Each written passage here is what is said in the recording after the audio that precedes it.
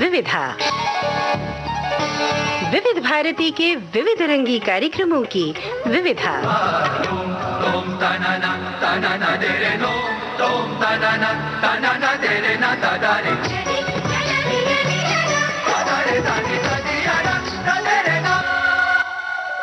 विविधा के सभी सुनने वालों को जयंत पात्रीकर और मनीषा जैन का नमस्कार।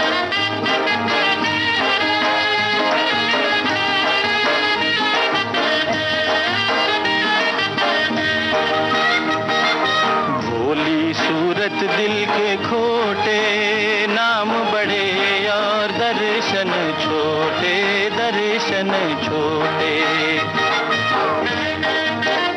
वाह वाह वाह मनीषा जी, ये गीत की झलक जो अभी आपने सुनी, हमने सुनी और हमारे श्रोताओं ने सुनी, इस गीत पर सुनते ही आज भी लोग थिरकने लगते हैं। जी हाँ, एक ऐसी ही भोली सूरत के कलाकार, बल्कि एक बहुत ही कमाल के डांसर भगवान दादा।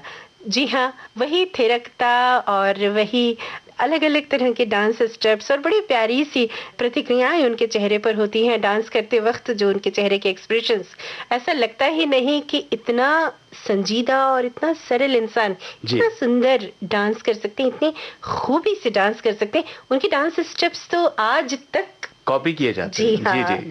तो भगवान दादा को आज हम याद कर रहे हैं। फिल्म इंडस्ट्री के ये वो कलाकार हैं श्रोताओं, जिन्होंने हमारी फिल्म इंडस्ट्री को एक नई ऊंचाई प्रदान की। 1 अगस्त 1913 को जन्मे भगवान दादा के पिता एक मिल मजदूर थे और भगवान दादा भी बहुत ज्यादा पढ़ लिख नहीं पाए और जल्द ही वो अपने परिवार को सपोर्ट करने के लिए मजदूरी करने लगे। बहुत मुश्किल से उनका बचपन गुजरा था और लेकिन फिल्मों का बड़ा शौक था, फिल्में देखने का। और चूंकि मुंबई में रहते थे, फिल्मों की शूटिंग जहां जहां होती थी वहां चले जाते थे और बहुत गौर से देखा करते, ऑब्जर्व किया करते कि किस तरह से फिल्में बनती है। और मजदूरी करना ही है तो क्यों ना फिल्मों की शूटिंग जहां हो रही है वहां की जाए, ये सोच के ये स्टूडियोज में जाने लगे और वहां काम मांगने लगे। बताइए, इसे कहते हैं जज्बा। अगर इंसान कुछ करना चाहता है तो मुश्किलों में भी रास्ते तलाश कर लेता है। बिल्कुल। और इसी की मिसाल रहे भगवान दादा जी। और फिल्मों में प्रवेश देखिए कैसा हुआ इनका। जी। फिल्म के सेट पे मजदूरी करते करते इन्होंने फिल्मों में जो स्टंट्स किए जाते हैं ना, तो स्टंट कलाकारों के ग्रुप में इन्होंने प्रवेश कर लिया जी।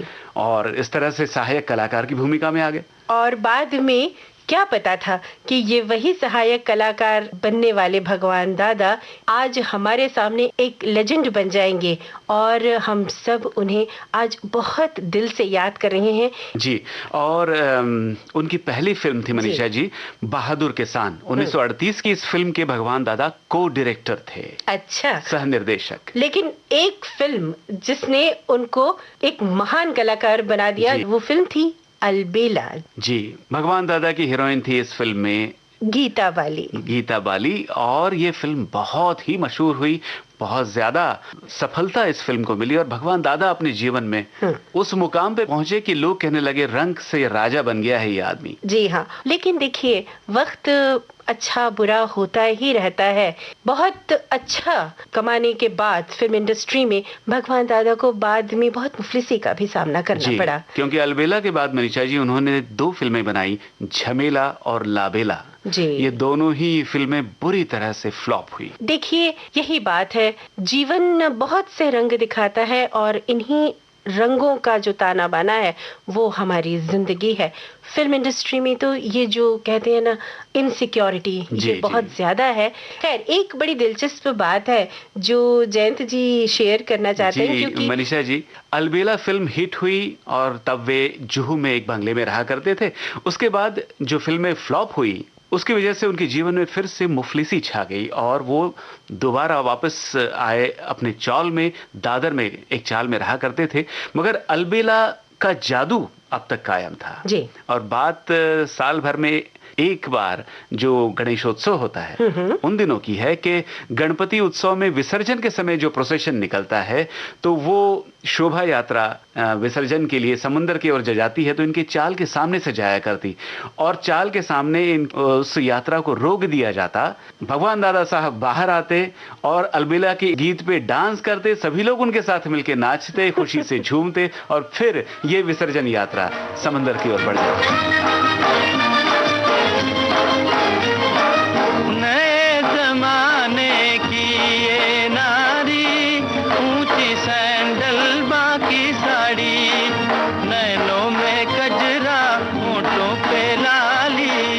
कंगन कान में वाली, नैनों में कजरा, होठों पे लाली, नखरे बड़े मोटे मोटे, नाम बड़े दर्शन छोटे, दर्शन छोटे, भोली सूरत दिल के मोटे, नाम बड़े दर्शन छोटे, दर्शन छोटे।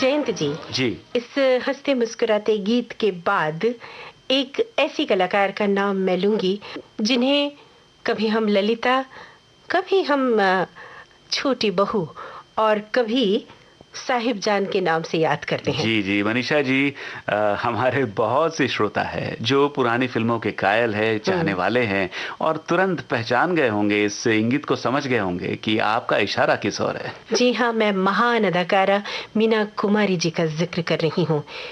जितनी उम्दा कलाकार थी, जितनी महान वो अभिनेत्री थी, उतनी ही कमाल की शायरा भी, बहुत अच्छा लिखती भी थी मीना कुमारी जी। जी, मीना कुमारी जी का वास्तविक नाम था महजबी बानो। जी हाँ। और आपका जन्म 1 अगस्त 1933 को हुआ था। 1 अगस्त को 2 कलाकारों का जन्म हुआ था, भगवान दादा और मीना कुमारी जी का भी जन्मदिन 1 अगस्त को ही था। मीना कुमारी जी के पिता जनाब अली बख्श पारसी थिएटर के कलाकार थे। जी हाँ। और उनकी माँ भी एक कलाकार थी, नृत्यांगना थी, कामिनी के नाम से उन दिनों उन्हें जाना जाता था। जी हाँ, और पहले मीना कुमारी जी बेबी मीना के नाम से फिल्मों में काम किया करती थी। शुरुआती दौर में जब वो बड़ी हुई तो उन्होंने जो कुछ फिल्में की वो धार्मिक फिल्में थी। वीर घटोत्कच, श्री गणेश महिमा, ऐसी फिल्मों में मीना कुमारी जी ने अभिनय किया। जी, और उन्हें फिर पहली फिल्म बतौर हीरोइन जो मिली, हाँ। मनीषा जी, वो थी विजय भट्ट साहब की फिल्म बैजू बावरा। और बैजू बावरा की मीना कुमारी को कौन भूल सकता है। जी। उस फिल्म ने उन्हें एक अलग ही पहचान दे दी। उसके बाद ढेरों फिल्मों की तो जैसे लाइन ही लग गई। बिल्कुल, परिणीता, शारदा, दिल अपना और प्रीत पराई, साहिब बीवी और गुलाम, काजल, कौन भूल सकता है इन फिल्मों को और इन फिल्मों के उन किरदारों को। और कौन भूल सकता है आरती, मैं चुप रहूंगी, फिर उसके बाद पाकीज़ा को। जी, और एक खास बात मीना कुमारी जी के बारे में हम बताएं अपने श्रोताओं को मनीषा जी के 1962 में फिल्म फेयर पुरस्कारों में जो नॉमिनेशंस थे जी, तो सर्वोत्तम अभिनेत्री का जो पुरस्कार था उसमें 3 नॉमिनेशंस केवल मीना कुमारी के थे। क्या बात है। आरती, मैं चुप रहूंगी और साहिब बीवी और गुलाम के लिए। यानी कोई उनके सामने दूसरा कंपटीशन था ही नहीं। एक ही साथ उनका नाम नॉमिनेट हुआ और उन्हें सर्वश्रेष्ठ अभिनेत्री के पुरस्कार से नवाजा गया। श्रोताओ, मीना कुमारी जी के बारे में हम आपको जितना भी बताएंगे उतना कम होगा, क्योंकि उनके बारे में आपको भी बहुत पता है। उनकी कई फिल्मों से हम सब समृद्ध हुए हैं, उनकी बहुत सी फिल्में यादगार हैं। पाकीज़ा तो उनकी अमर फिल्म है। तो आज मीना कुमारी जी की रिकॉर्डिंग हम अपने श्रोताओं को सुनवाते हैं। जैन जी, वो एक ऐसी कलाकार हैं जिन्हें मुझे लगता है हर रोज भी याद करें तो कम होगा। कुछ ऐसे कलाकार हमारी इंडस्ट्री में हैं। जी बिल्कुल। और हमारे पास एक खास रिकॉर्डिंग है जो हमारे श्रोता सुन चुके हैं, लेकिन मौजू होगा आज के दिन अगर उन्हें सुनवाएं, क्योंकि उनकी आवाज जयमाला जब उन्होंने प्रेजेंट की थी वो रिकॉर्डिंग है हमारे पास। हमारे श्रोता यदा कदा उसे सुनते भी हैं। आज उसकी रिकॉर्डिंग सुनवाने का जो लोभ है वो मैं संवरण नहीं कर पा रही। नेकी और पूछ तो तुरंत इस रिकॉर्डिंग को अपने श्रोताओं की नजर करते हैं। सुनहरी लिबास में अंगड़ाई लेकर झांकने वाली सुबह की नन्ही मुन्नी किरण भूले भटके राही को एक लम्हे में ही गम के गिरदाब से छुड़ाकर सुकून के साहिल पर पहुंचा देती है। फिर खुशियों के शगुफे, उमंगों की कलियां खिलखिलाकर राही के एहसास के हर गोशे को गुलपोश बना देते हैं। ये कायनात की फितरत है, या यूं समझिए कि एक प्यार करने वाले का गुनाह। चंदन का पलना फिल्म में मोहम्मद रफ़ी की आवाज़ में एक गीत सुनिए। इस गीत के बारे में एक बात और अर्ज कर दूं, मैंने इस गीत की बहुत मुखालफत की थी। वजह ये थी कि मुझे ये बहुत मामूली सा लगता था और मुझे हर वो चीज़ पसंद है जो गैर मामूली हो। लेकिन जब उसकी सिचुएशन पर इसको सोचा तो ये बहुत सजा। यूं भी चंदन का पलना एक गैर मामूली औरत की कहानी है जो शायद पहली बार फिल्माई गई है। तुम्हें देखा है मैंने गुलसिता में, तुम्हें देखा है मैंने गुलसिता में, कि जन्नत ढूंढ ली है इस जहां में, तुम्हें देखा है।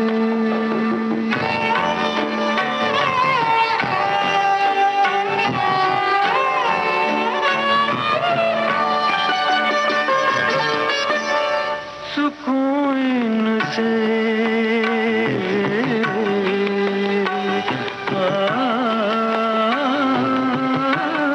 सुकून से इन्हीं से बेकरारी, खुदा के नाम से जुल्फे तुम्हारी खुदाई कर रही है दो जहां में, कि जन्नत ढूंढ ली है इस जहां में, तुम्हें देखा है।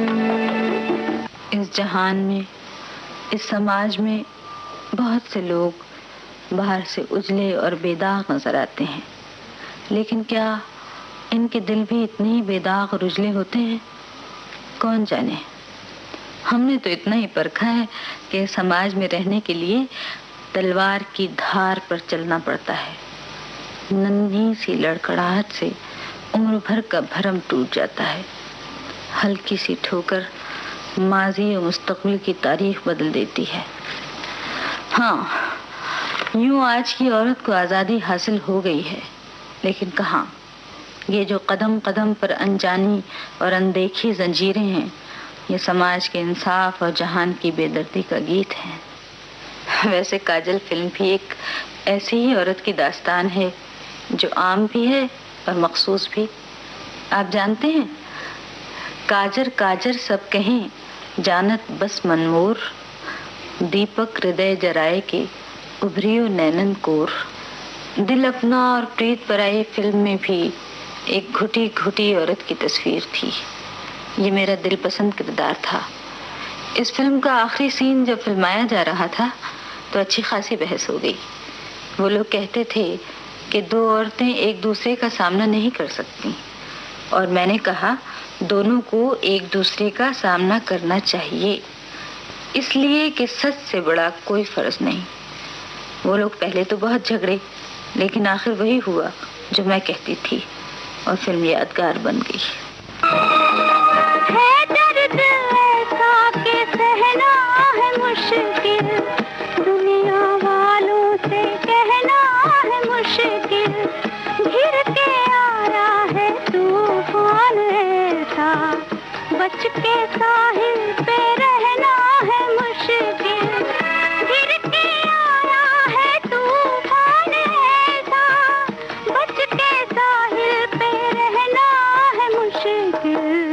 दिल अपना और प्रीत पराई, किसने है ये प्रीत बनाई, आंधी में एक दीप जलाया और पानी में आग लगाई, दिल अपना। अक्सर मैंने अपने आप को घुटा घुटा ही पाया है, और या तो बिल्कुल बागी। साहब बीबी और गुलाम फिल्म की छोटी बहू मेरी हमजाद थी। मैंने इसे बहुत बहुत प्यार किया है। जब पहली बार मुझे मालूम हुआ कि पिक्चर फेल होगी तो मुझे महसूस हुआ मेरी कोई बहुत अजीज, बहुत प्यारी सहेली सीढ़ियों से गिरकर जख्मी हो गई। और जब मुझे इसी फिल्म पर अवार्ड मिला तो मेरी समझ में नहीं आया कि मैं इसे कहाँ संभालूं, किसे दिखाऊं। ये बिखरी जुल्फे, ये खिलता गजरा, ये महकी चुनरी, ये मन की मदरा, ये सब तुम्हारे लिए है प्रीतम। मैं आज तुमको न जाने दूंगी, जाने न दूंगी।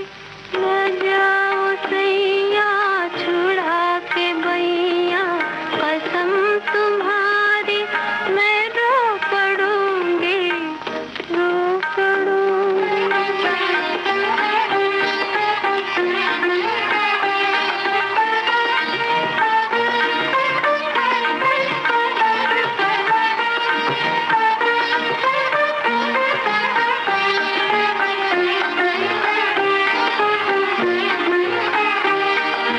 जो मुझसे अखियाँ चुरा रहे हो, तो मेरी इतनी अर्ज भी सुन लो पिया, मेरी ये अर्ज भी सुन लो। तुम्हारे चरणों में आ गई हूँ, यही जीऊंगी, यही मरूंगी, यही मरूंगी। न जाओ सैया छुड़ा के बैया, कसम तुम्हारी मैं रो पड़ूंगी।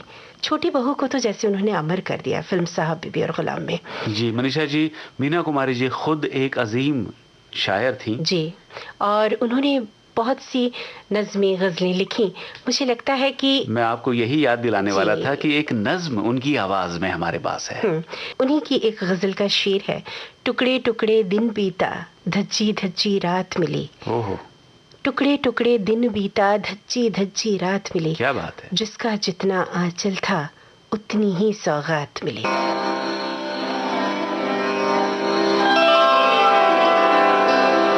यूं तेरी रह गुजर से दीवाना वार गुजरे, यूं तेरी रह गुजर से दीवाना वार गुजरे, यूं तेरी रह गुजर से दीवाना वार गुजरे। कांधे पे अपने रख के अपना मजार गुजरे, कांधे पे अपने रख के अपना मजार गुजरे, यूं तेरी रह गुजर से दीवाना वार गुजरे।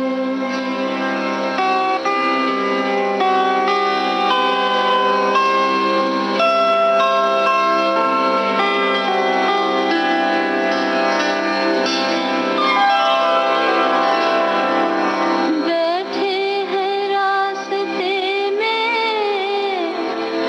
दिल का खंडर सजा कर, बैठे हैं रास्ते में दिल का खंडर सजा कर, शायद इसी तरफ से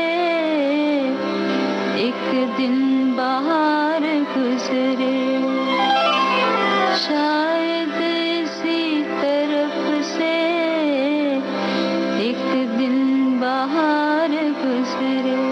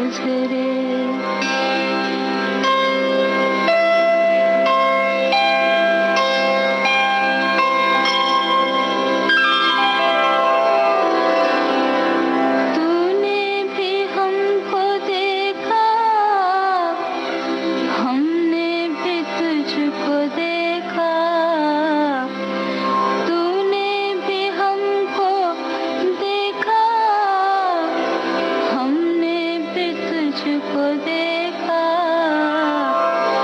तू दिल ही हार गुजरा, हम जान हार गुजरे। तू दिल ही हार गुजरा, हम जान हार गुजरे।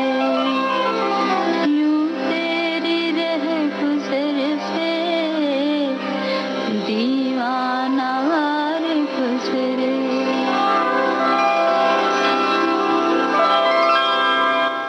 इस गजल को सुनने के बाद, मीना जी की आवाज को सुनने के बाद थोड़ा सा माहौल संजीदा हो गया। जी। और मनीषा जी, एक महान शायरा को हमने याद किया जो स्वयं एक बहुत बड़ी कलाकार भी थी। इसके बाद एक और शायर को याद करते हैं, और वो अजीम शायर हैं शकील बदायूनी साहब। जी हाँ, 3 अगस्त शकील बदायूनी साहब का जन्मदिन है और आज हम उन्हें बहुत दिल से याद कर रहे हैं। शकील बदायूनी साहब का जन्म बदायूं उत्तर प्रदेश में हुआ था 1916 में, और उनके पिता का नाम था मोहम्मद जमाल अहमद सोख्ता कादरी। और कादरी साहब चाहते थे कि उनका बेटा भाषा का जानकार बने और अरबी, हिंदी, फारसी और उर्दू के एक उस्ताद उनके घर आया करते थे पढ़ाने के लिए। और बचपन से ही मनीषा जी उन्हें शायरी का शौक था और अपने दूर के एक रिश्तेदार से मुतासिर होके वो भी शायरी करने लगे। अलीगढ़ में उन्होंने एक नौकरी कर ली और मुशायरे में भी शामिल होने लगे। जी हाँ, और बाद में शकील बदायूनी साहब ने मुंबई का रुख किया सन 1944 में। मुंबई में आने के बाद आप A.R. कारदार साहब से मिले और कारदार साहब उन्हें नौशाद साहब के पास ले गए। नौशाद साहब ने उनके एक शेर को सुनकर फिल्म दर्द के लिए साइन किया। शकील बदायूनी साहब ने उसके बाद फिर पीछे मुड़कर नहीं देखा। कमाल के शायर, एक अजीम शायर। शकील बदायूनी साहब की शायरी को सुनकर लगता है कि सरल शब्दों में फलसफा कहना किसे कहते हैं, ये कोई सीखे शकील बदायूनी साहब से। बिल्कुल ठीक कहा आपने मनीषा जी। और याद कीजिए उन फिल्मों के गाने, दीदार हो या बैजू बावरा, मदर इंडिया, साहिब बीवी और गुलाम, घूंघट, घराना या 20 साल बाद। कोई भी आप फिल्म उठाइए, कोई भी गीत सुनिए आप, शकील साहब का जिंदगी की हकीकत को बयान करता है। मोहब्बत भरे तराने भी इन्होंने लिखे। कमाल की शायर। और श्रोताओं, एक बात हम आपसे जरूर साझा करना चाहेंगे, 1961, 1962 और 1963 ये 3 लगातार ऐसे वर्ष हैं जब शकील बदायूनी साहब की रचनाओं को नवाजा गया। 1961 में 14वीं का चांद हो, 1962 में हुस्न वाले तेरा जवाब नहीं, और 1963 में कहीं दीप जले कहीं दिल। इन गानों के लिए निरंतर 3 साल तक बेस्ट लिरिसिस्ट के अवार्ड से नवाजा गया। इस महान गीतकार की एक रिकॉर्डिंग हमारे पास है मनीषा जी, और ये हमारी बहुत खास रिकॉर्डिंग है जी। शकील बदायूनी साहब से बातचीत की मधुप शर्मा जी ने। शकील साहब, क्या उम्र थी आपकी जब आपने सबसे पहला अपना कलाम लिखा? मधुप साहब, मैं जिस शहर में पैदा हुआ था वो इल्म अदब का मस्कन था। मेरे इर्द गिर्द उर्दू शायरी का चर्चा था। मेरे चचा उस्ताद मौलाना ज़िया उल क़ादरी जो बुलंद पाया शायर हैं, उनसे मैं इस्लाह लिया करता था और मुझे शायरी का शौक़ था। इसलिए सबसे पहले सन 1930 में मैंने गज़ल कहने की कोशिश की और उस वक्त मेरी उम्र 14 साल की थी। तो अब कभी उन पुरानी चीज़ों को आप देखते होंगे तो कैसा लगता है आपको? जाहिर है कि इब्तदाई चीज़ फिर इब्तदाई होती है। जिस तरह आज की उम्र और बचपन की उम्र में फ़र्क महसूस करता हूँ, उसी तरह कलाम में भी। अच्छा शकील साहब, फिल्म लाइन में आप किन ख्यालात के तहत आए? मधु साहब, मैं फिल्म लाइन में आना नहीं चाहता था क्योंकि दिल्ली में सरकारी मुलाजिम था, लेकिन बम्बई के एक मुशायरे में कुछ प्रोड्यूसरों ने मुझे सुना और फिल्मी गाने लिखने की दावत दी। तो मैंने ये सोचा कि ज़िंदगी के लिए कुछ काम तो करना ही है। जी हाँ, जी हाँ। फिल्म लाइन में अगर पहुंच गया तो अपने मिजाज का माहौल मिल जाएगा, इसलिए मैं मुलाजिमत छोड़कर बम्बई आ गया और फिल्म लाइन में शामिल हो गया। अच्छा, तो सबसे पहली कौन सी फिल्म लिखी थी आपने? मेरी सबसे पहली फिल्म थी दर्द। शकील साहब, फिल्मों के लिए लिखना कितना फ़र्क है अदब में लिखने से? मधु साहब, अदब में लिखने के लिए इतनी पाबंदी की ज़रूरत नहीं है। उसमें अपने ख्यालात, अपनी ज़बान, अपना वक्त मैसर होता है, लेकिन फिल्म में लिखने के लिए बहुत सी पाबंदियां हैं। अच्छा। नंबर 1 ये कि हमें पर्दे के कैरेक्टरों के मूड के मुताबिक शायरी करना पड़ती है।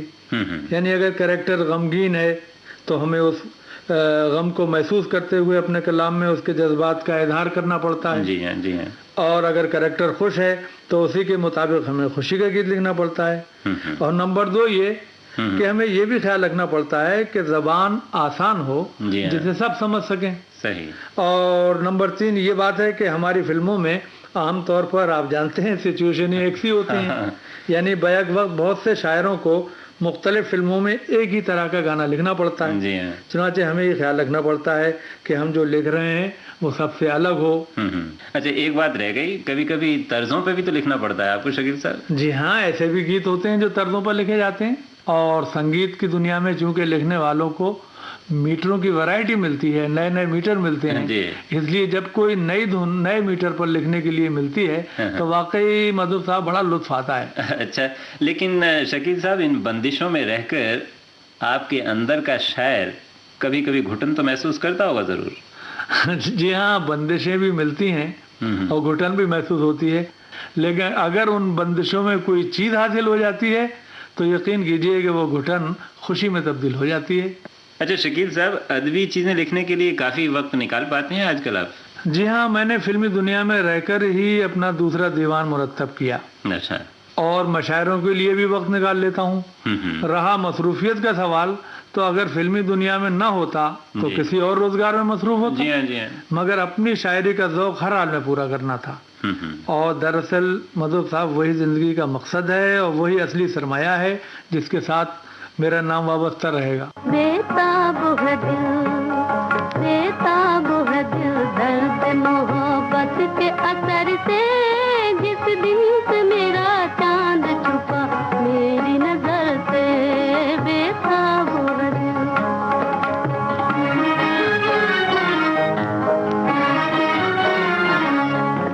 सोई हुई किस्मत को मेरी आके जगा जा, जा मेरी दुनिया में जरा लौट के आ जा।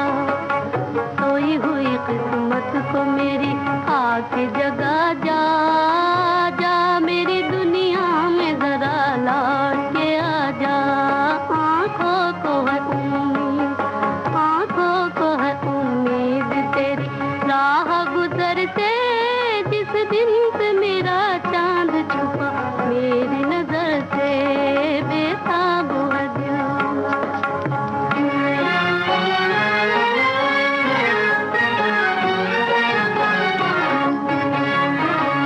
ये कौन मेरे दिल मेरी आंखों में समाया, ये किसकी निगाहों ने मुझे अपना बनाया।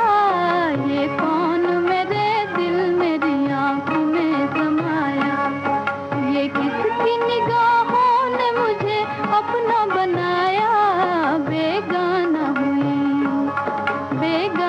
हुई जाती हूँ दुनिया की खबर से, टकरा गई है किसकी नजर मेरी नजर से, बेताब है दिल।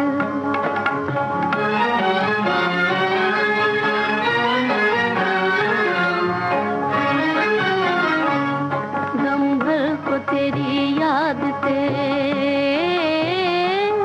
गाफिल नहीं रहती, जो दिल पे गुजरती है ज़बाने नहीं कहती। दम भर को तेरी याद से गाफिल नहीं रहती, जो दिल पे गुजरती है ज़बाने नहीं कहती। फरियाद भी होती नहीं रुसवाई के डर से, जिस दिन से मेरा चांद छुपा मेरी नजर से।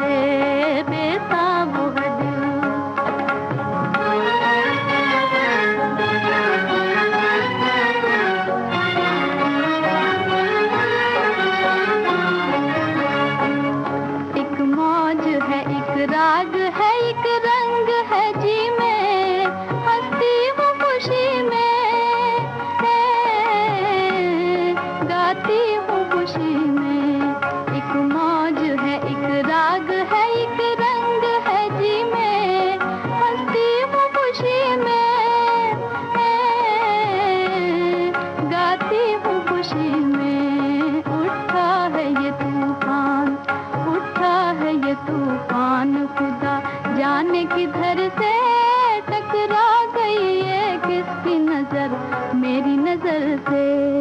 आज तो जैसे खजाना सा खुला हुआ है सामने, एक और महान संगीतकार की आज बात करेंगे। और हम बात करेंगे उनकी जिनके संगीत का जादू अब तक हमारे श्रोताओं के, सुनने वालों के दिलों पे छाया हुआ है। जयंत जी, हमने गीतकार शकील बदायूनी जी की बात की। मुझे ऐसा लगता है जयंत जी कि जब साहित्य और सिनेमा जुड़ते हैं तो सिनेमा बहुत बहुत समृद्ध हो जाता है। मशहूर शायरों की, मशहूर गीतकारों की, मशहूर कवियों की रचनाओं ने फिल्म इंडस्ट्री का जो संगीत पक्ष है उसे बहुत समृद्ध किया है, बहुत उजला किया है। जब आप शकील बदायूनी साहब की बात कर रहे थे तब मुझे न जाने क्यों एक ऐसे संगीतकार की याद आई जिन्होंने फिल्म इंडस्ट्री को तो बहुत अच्छे गीत दिए ही, लेकिन जब गैर फिल्मी रचनाओं को संगीतबद्ध किया तो भी कमाल किया। मैं गालिब साहब की एक गजल का जिक्र करना चाहूंगी जो आशा भोसले की आवाज में है। उस गजल को सुनते हैं और अपने श्रोताओं पर छोड़ते हैं कि आप सोचिए हम किस संगीतकार की बात आपसे करने वाले हैं।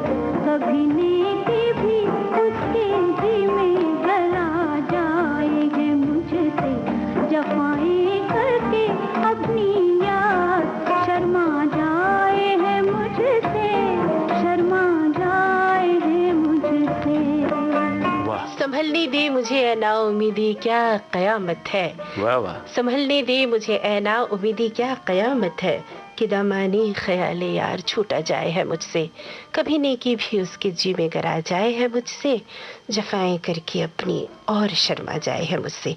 गालिब साहब की ये गजल, आशा जी की आवाज और संगीत जी जयदेव साहब का। जी हाँ, हम बात कर रहे हैं संगीतकार जयदेव की।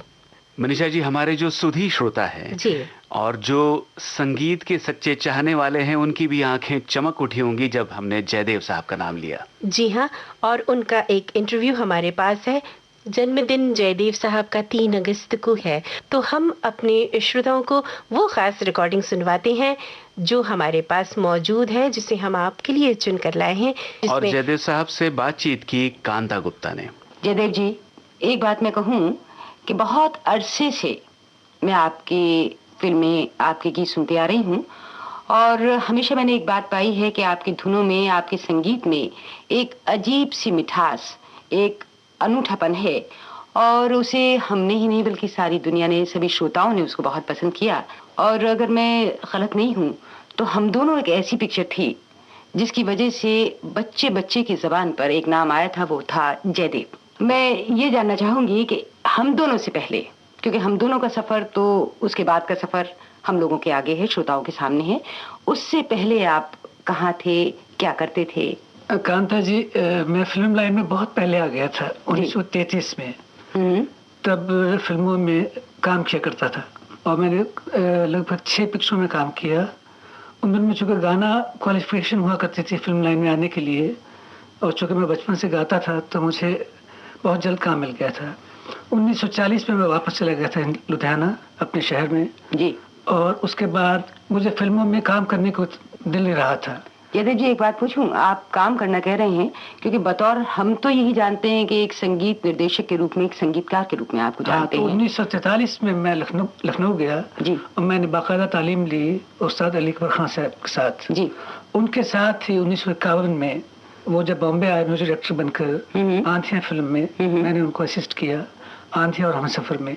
तो 1951 से मेरा संगीत का काम शुरू हुआ। संगीत का, और उससे पहले वही मैं जानना चाह रही थी कि इससे पहले जो आपने कहा मैं काम करता था, तो फिल्मों में काम करते थे या गाते थे? फिल्मों में एक्टिंग किया करता था। अच्छा, ये पहलू तो आपका मालूम ही नहीं था हमें। मेरी पहली फिल्म थी वामन अवतार, वीर भारत सेंटर वाली, जोशी वतन, काला गुलाब, अरे वाह, और आखिरी फिल्म थी फ्रंटियर मेल। यानी काफी फिल्में आपने तो की। 6-7 फिल्म काम किया। बतौर हीरो?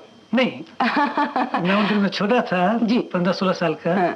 तो हीरो के साथ, या हीरो का भाई या हीरोइन का भाई, जो साइड रोल्स जो रहते हैं। अच्छा, फिल्मों में म्यूजिक देना आपने शुरू किया 1900?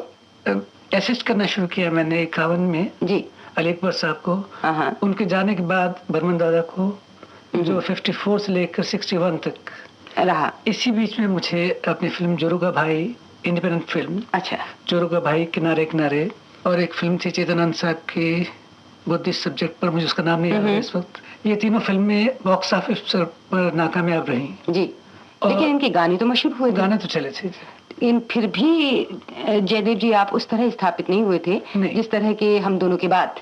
एक सच में मुझे देवानंद ने हम दोनों फिल्म दी, इंडिपेंडेंट। उसके बाद सुनील दत्त की फिल्म मुझे, जिन्होंने मैंने काम किया, म्यूजिक दिया, वो भी बहुत चला, बहुत पसंद किया गया। कुछ साल तक हम दोनों के बाद तो लगता रहा कि हम आपको सुने, यानी बहुत कोशिश थी कि कहाँ जयदेव जी का म्यूजिक सुनने को मिले, उनके गाने, फिल्में सुनने को मिले। लेकिन हुआ ये कि कितना लंबा अरसा एक आ गया जहाँ के जयदेव जी का कोई नाम नहीं सुनाई दिया। इसकी वजह क्या है? कांता जी, ये मेरी जिंदगी में जो कुछ हुआ वो मेरे साथ ही हो सकता था और किसी के साथ नहीं हो सकता, क्योंकि मैंने कभी रिटेलिएट नहीं किया लाइफ में, कभी मुड़कर वार करने की कोशिश नहीं की। वो तो आपको देख के यूं भी लग रहा है। तो हम दोनों का संगीत चलने के बाद, और मुझे जिन्हें धोखा, मेरे अपने साथी, मेरे अपने दोस्त कुछ इस तरह से पलट गए, मैं कुछ बेबस सा हो गया। उनके खिलाफ मेरा कुछ कहने को जी भी नहीं चाहता था, और मैंने जैसे वो जो मिल गया उसी को मुकद्दर समझ लिया। क्या बात है, क्या बात। जो खो गया मैं उसको भुलाता चला गया। क्या बात है, बहुत बड़ी बात कही है आपने। अपना शांति से काम करता रहा, और बाद में फिल्में मिली मुझे, रेशमा शरा मिली, उसमें मुझे नेशनल अवार्ड मिला, गमन में नेशनल अवार्ड मिला। और वैसे मैंने अपने दिल से जो काम किया है, फिल्म चले या न चले वो तो मेरे बस की बात नहीं है, मुझे मुझे ये तसल्ली होती है कि मैंने अच्छा काम किया।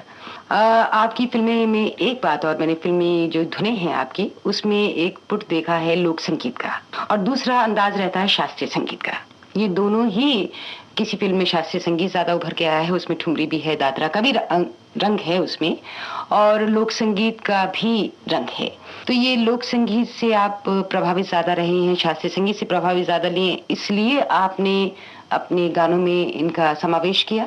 ये आपने बिल्कुल ठीक कहा है कि शास्त्रीय संगीत की बुनियाद होनी चाहिए, और हमारे फोक संगीत, हमारे देश का जो फोक संगीत है जी, उसमें तो सब गाने किसी न किसी राग पर आधारित हैं। इसके अलावा भी मैंने जैसे, चूंकि मैं जोधपुर में बहुत अच्छा रहा अलीबर साहब के साथ, तो मुझे फोक म्यूजिक स्टडी करने का बड़ा मौका मिला जी। मेरी माता जी भी शुरू बचपन में फोक गाने गाया करती थी, तो और मुझे म्यूजिक की ट्रेनिंग जो मिली है शुरू से क्लासिकल की मिली है। मेरे गुरु थे उस्ताद बरकत राय जी, सरदार सोहन सिंह, जावकर बंधु और अली अकबर साहब। तो क्लासिकल की ट्रेनिंग तो मेरी यहाँ हुई, और फोक की चूंकि मैं स्टडी करता रहता हूँ, म्यूजिक को पढ़ता रहता हूँ, और जिस प्रांत में जाता हूँ वहाँ का म्यूजिक सुनता हूँ, और उसको मैं फिल्म में फिर जब मौका मिलता है अच्छा इस्तेमाल करता हूँ। वरना मेरी सब धुनें जो होती हैं, मेरी कोशिश रहती है कि वो किसी न किसी राग पर तो होनी चाहिए। वो तो कोई भी धुन जो बनेगी वो किसी न किसी राग में जरूर होगी। सही कहा आपने। मगर फिल्म लाइन में ये एक बुरी बात समझी जाती है कि किसी से कह दिया जाए कि फला आदमी क्लासिकल म्यूजिक जानता है, तो उसके लिए बहुत खतरनाक बात होती है। क्यों, वो कैसे? जैसे मेरे केस में हुई जी, मेरे कुछ दोस्तों ने अफवाह उड़ा दी कि जयदेव तो उस्ताद अली खां का शागिर्द है, उस्ताद अलाउद्दीन के घराने से है, और क्लासिकल ये धुनें दे पाएगा। बस वो क्लासिकल का जो लफ्ज़ था वो मेरे लिए बहुत खतरनाक साबित हुआ। इसलिए मेरे पास जब भी कोई प्रोड्यूसर आते हैं तो वो पहले हाथ जोड़ देते हैं कि भाई क्लासिकल मत दीजिए। लेकिन आपने फोक भी बहुत अच्छा दिया है, ऐसी बात नहीं है। मैंने अच्छा दिया है। पीतल की मेरी गागरी दिलड़ी से मोल मंगाई रे, पीतल की मेरी गागरी दिलड़ी से मोल मंगाई रे, पाँव में घुंघरू बांध के अब पनिया भरन हम जाई रे, पाँव में घुंघरू बांध के अब पनिया भरन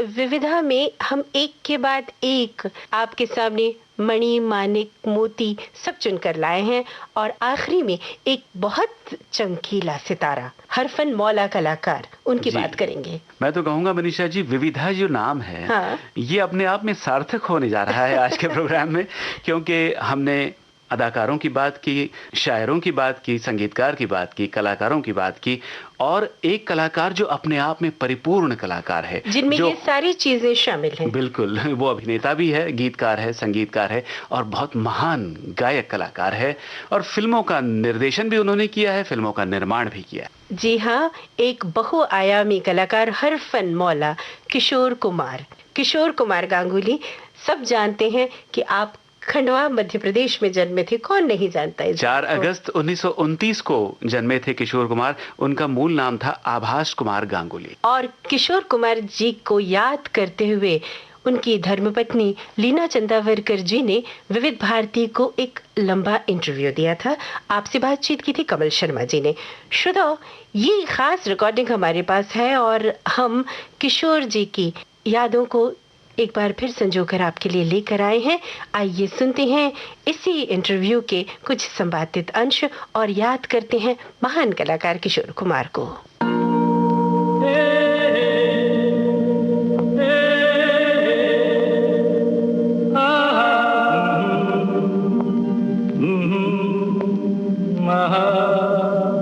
पहली मुलाकात, वो तो उन्होंने मुझे प्रपोज किया, मतलब फिल्म के लिए एक ऑफर लाए थे। तब मेरी पहली शादी ट्रेजेडी हुई थी, सब जानते हैं, और मैं बहुत दुखी थी, तो मैं काम कर नहीं सकती थी। मुझे कई लोगों ने कहा था, जया जी ने, अमित जी ने, कि आप अभी कुछ नहीं हो सकता तो आप काम कीजिए, लेकिन मेरे लिए हंसना रोना या जो भी है बहुत मुश्किल मालूम होता था।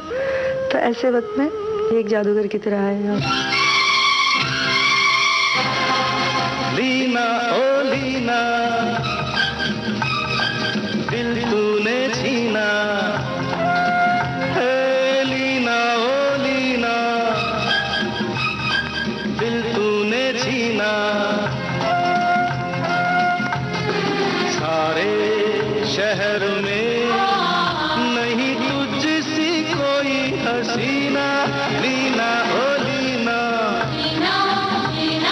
दिल तूने छीना, हे लीना ओ लीना, दिल तूने छीना।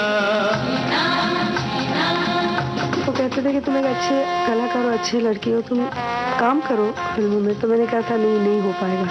फिर उसके बाद में एक्सेप्ट कर ली, क्योंकि वो सीनियर थे और उन्होंने इतनी अच्छी तरह से मुझे 3 कहानियाँ सुनाई। पहले वाली मैंने कहा मैं नहीं कर पाऊंगी, दूसरी वाली भी मैंने कहा कि मैं, फिर तीसरी वाली जिसमें एक नन का रोल मुझे दिया उन्होंने, प्यार अजनबी है। और उसके बाद काफ़ी टाइम के बाद एक बार मैंने खाना बना के भेजा था। घर वाले भी हैरान हो गए कि लड़की जो हंसती नहीं थी, बोलती नहीं थी, अब फ़ोन आने पे उनसे बात करते तो हंसती तो है कम से कम। तो वो बड़े खुश कि इन्होंने कम से कम उसको वापस जिंदा कर दिया, एक वेजिटेबल की तरह ज़िंदगी जी रही। बाद में उन्होंने मुझे बताया कि डैडी ने बोला कि हम नहीं चाहते कि लीना और फिल्में करे, हम उसकी वापस शादी करना चाहते। वो बाद में शादी के बाद उन्होंने बोला, इसलिए उन्होंने प्रपोज जल्दी किया मुझे। कहना है, कहना है, कहना है, कहना है, आज तुमसे ये पहली बार, ओ तुम ही तो लाई हो जीवन में मेरे प्यार प्यार प्यार। अच्छा, आप में वो चाहत थी उनके लिए जैसी उनके मन में थी? नहीं, अच्छा। क्योंकि उस समय ये था कि मैं अपने पहले हस्बैंड को नहीं भूल पाई थी और वो बहुत मुश्किल है, इसलिए मैंने, उन्होंने जब प्रपोज किया तो मुझे अच्छा नहीं लगा था। घर में कोई गेस्ट आए थे, मेरे रिलेटिव्स आए थे गांव से, तो मैंने खाना बनाया। फिर से मैंने इंटरेस्ट लेना शुरू किया कि खाना बना रही हूँ, वो मेरा एक बहुत बड़ा एक वो था। तो ये बता रहे कि वो खाना जब भेजा तो बड़े खुश हो गए, बोलते कि तुम खाना बना सकते हो। मैंने कहा क्यों नहीं, तो ज़्यादातर तो जो फिल्म में काम करते हैं उनको खाना बनाना सिर्फ आता नहीं। मैंने कहा नहीं मुझे बहुत शौक है, आप बोलिए क्या खाएंगे। फिर मैंने भेजा। उस दिन एक्चुअली मैंने खाना क्यों भेजा अभी बताते हो। हमेशा वो फ़ोन करते थे तो इतने जिंदा दिल होते थे, कुछ ना कुछ बोल के हंसा ही देते थे, या फिर हेलो नहीं बोलते थे, हाँ क्या कर रही हो। फिर बाद में वो उस दिन तुमने ये बोला था ऐसे स्टार्ट करते थे, तो मैं बोले कौन बोल रहे हैं आप। तो मुझे ऐसा शौक लगता था कि कोई ऐसे एकदम से कैसे बात करता है, हेलो नहीं कुछ नहीं, तो तुम मेरी आवाज़ भूल क्यों जाती हो। तो फिर मैंने कहा नहीं ऐसी बात नहीं। और काफ़ी उन्होंने मुझे नॉर्मल कर दिया और बहुत अच्छा लगता था उनसे बात करते हुए। लेकिन बात ये हुई कि एक दिन वो बड़े सैड लगे मुझे, तो मैंने कहा कि आप क्वाइट क्यों हैं, आप तो इतना मतलब हमेशा जिंदा दिल रहते। कहने लगे मैं लियो हूँ ना, कभी कभी क्या होता है शाम होती है तो सूरज डूबने के बाद अच्छा नहीं लगता मुझे। तो मैंने कहा ये तो कमाल है, शाम तो अच्छी होती है, प्यारी होती है। तो मैंने लगा अमित भी नहीं है, वो भी कलकत्ते में माँ के पास गया और शायद देर से आएगा, अभी तो 1 महीना वहाँ रहेगा। तो मैंने कहा अच्छा तो तुम क्या कर रही हो बोलो।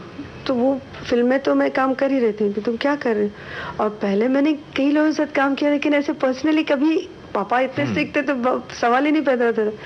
तो मैंने कहा मैं खाना बना रही हूँ। तो बड़े खुश हो गए, तुम्हें आता है खाना बनाना। तो हाँ। तो मैंने कहा भेजूं, आप खा के देखो। तो बोलते हाँ मुझे जल्दी भेजना, मैं जल्दी सोता हूँ, तो मुझे 8 बजे भेजना खाना। तो मैंने कहा ठीक है। तो मैंने भेजा तो बहुत खुश हो गए। और दूसरे दिन उनका फ़ोन आया। क्या बनाया था आपने? मैंने बनाया था कश्मीरी पुलाव बनाया था, उनको जो पसंद है वो सारी चीज़ें बनाई थी, पूरी और तरकारी। मैंने सुना था उनके मुँह से कि ये चीज़ें, लेकिन हर एक के बनाने का स्टाइल अलग होता है, तो उनको बहुत अच्छा लगा। तो बोलने लगे कि तुम बहुत अच्छी कुक हो, तुम्ही ने बनाया था कि किसी और ने बनाया था। मैंने कहा ये तो मैं आपके घर में बना सकती हूँ। तो बोलते कि देखो मुझे पता नहीं मैं कैसे कहूँ, लेकिन हम अगस्त वालों को वैसे शादी वादी करनी नहीं चाहिए, हमारा जमता ही नहीं किसी के साथ। मैं भी अगस्त हूँ, लेकिन लास्ट वीक, वो फर्स्ट वीक में। तो बोलते कि फिर भी अगर कभी जिंदगी में सोचो कि घर बनाना, तो मेरा प्रपोजल पहले। जरूरत है सख्त जरूरत है। तो मुझे बहुत बुरा लगा। मैंने कहा मुझे नहीं करनी आपकी फिल्म। तो बोलते क्यों। तो मैंने कहा आप जिसके साथ काम करते हो उनके साथ शादी करते हो, जिनके साथ भी आप एक्टिंग करते हैं, आपके लिए शादी का कोई मायने नहीं, कोई सीरियसनेस नहीं। तो तुमने मुझे बहुत गलत समझा। तो मैंने कहा नहीं, मुझे ऐसे ही लगता और मुझे लगता कि मुझे ये फिल्म नहीं करनी चाहिए। तो बोलने लगे कैंसिल कर दो, सुन के कैंसिल कर दो, अब मैं कभी नहीं पूछूंगा और तुम सिर्फ फिल्म करो। तो फिल्म से क्यों बैकआउट हो रहे। तो मैंने कहा ठीक है। उसके बाद उन्होंने कभी जिक्र नहीं किया, वो सिर्फ काम से मतलब रखते थे और शादी तो भूल ही गए। एक दिन ऐसे मैं सोच रही थी कि मम्मी डैडी को लोग बोल रहे हैं कि मेरी कुछ नानी आई हुई थी, तो बोलते इनकी शादी कर दो, तो फोटोग्राफ्स दिखा रहे। तो मुझे इतना पता नहीं क्या लगा, मुझे अच्छा नहीं लगा। तो उस समय मैंने रात को 1 बजे फ़ोन किया, झगड़ा हो गया था मेरे घर में। तो मैं किसी अजनबी से शादी नहीं करना चाहती थी। तो मैंने फ़ोन करके बोला उस दिन जो आपने बोला था वो आपने सीरियसली बोला था, ऐसे मजा किया था। तो नहीं सीरियसली बोला था। तो मैंने कहा तो आप मुझसे शादी करेंगे। तो क्यों नहीं करूँगा, मैं तो सीरियस हूँ, लेकिन तुम्हारी मर्जी हो। तो मैंने कहा ठीक है। तो फिर मैं शादी करने के लिए तैयार हूँ। तो बोलती इतनी अच्छी बात तुम ऐसे क्यों बोल रहे हो जैसे जूता मार रहे हो। तो मैंने कहा नहीं, मैं अभी इस वक्त ऐसे मूड में हूँ कि कोई भी शादी करने के लिए तैयार हो, मैं उससे शादी करना चाहती हूँ, लेकिन वो लोग जहाँ बोल रहे हैं वहाँ मैं नहीं करूँगी। अच्छा तो फिर मैं आऊँ लेने। मैंने कहा नहीं ऐसे मैं नहीं आऊँगी, मैं अपने हिसाब से आऊँगी। और उन्होंने वाकई मतलब एक पनाह ही समझ के उन्होंने शादी की थी। और उसके बाद में मैं खुद अपनी तरह से, उनको मालूम था कि किसी न किसी तरह ये पत्नी की तरह अपने फील करेगी रिस्पॉन्सिबिलिटी।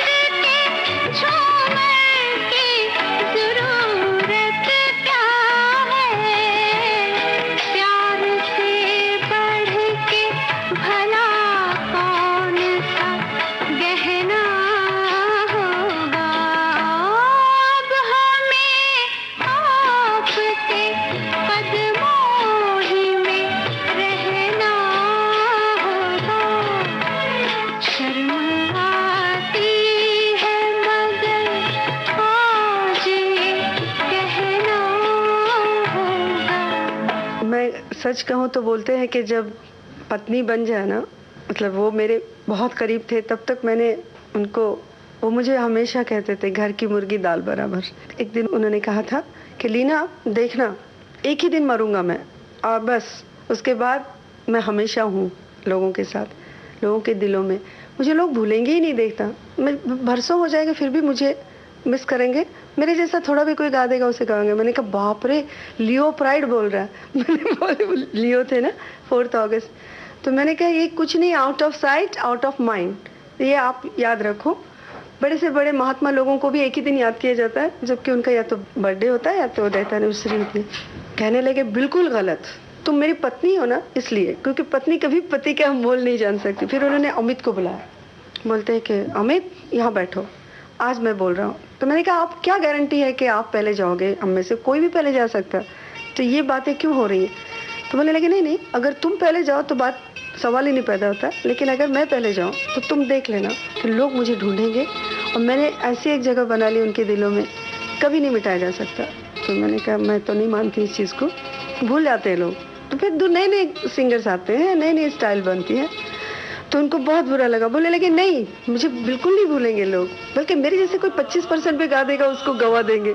हाँ मतलब देखिए क्या बात है, बिल्कुल। आज जब मैं सुनती हूँ उनको, कहीं भी या टीवी ऑन करती हूँ या रेडियो ऑन करती हूँ, मुझे ऐसा लगता है क्यों ऐसे वो बोल रहे हैं मुझे। तुम बिन जाऊं कहाँ, तुम बिन जाऊं कहाँ, के दुनिया में आके कुछ न फिर चाह कभी तुमको चाह के। तुम बिन जाऊं कहाँ, के दुनिया में आके कुछ न फिर चाह कभी तुमको चाह के। तुम बिन। हरफन मौला कलाकार किशोर कुमार साहब को हमने याद किया इस रिकॉर्डिंग के जरिए, और अब क्या बचा है? बिल्कुल वक्त ही नहीं बचा। और अब जैसा कि आपने पहले भी कहा कि विविधा बहुत विविध रंगी रही आज की इन तमाम रंगों को हम समेटते हैं। श्रोताओं, आप सबसे चाहते हैं इजाजत, अगली विविधा की प्रतीक्षा कीजिएगा, उसमें भी कुछ खास होगा। तो अब दीजिए अपनी दोस्त मनीषा जैन और जयंत पात्रीकर को इजाजत। नमस्कार। ये थी विविध भारती के विविध रंगी कार्यक्रमों की विविधा।